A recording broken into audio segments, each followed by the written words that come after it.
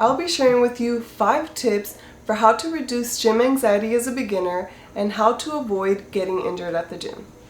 Tip number 1, find 2 to 3 days to commit to a workout routine. Sometimes 5 to 6 days can be a lot for some people, but if you can do it, go for it. Kudos to you. For some people, it can cause a lot of anxiety, but if you can do it, go for it. I say 2 to 3 days because it's very realistic, and you can also set it up in a way where you're going one day yes, one day no, and in the days that you're not going to the gym, you're allowing your body to rest and recover. Tip number 2, you want to make sure that you're warming up and stretching before going into any workout, especially a strength training workout. You want to make sure that your body is nice and warm, the blood is flowing, and you're stretching out your muscles before jumping into something and pulling anything. So I highly recommend doing a warm-up that's either doing the body weight motion of the workouts that you're gonna do when you're strength training, and also some dynamic stretches. Dynamic stretches are stretches that you're moving into the stretch rather than holding for more than 10 seconds. So make sure you at least warm up and stretch for 5 to 10 minutes before your workout.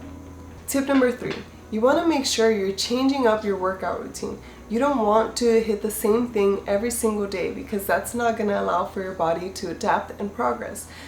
You want to make sure you keep it nice and simple. You can do something like a push, pull, and leg day. Tip number 4, as a beginner, you definitely want to find a weight that challenges you but doesn't sacrifice your form. Form is going to be way more important than anything, than any weight that you're lifting, because you want to make sure that you're properly executing the exercise before adding any more intensity. So make sure that you're finding a weight that challenges you but that you're still able to maintain proper form. A good way to practice proper form is looking in the mirror.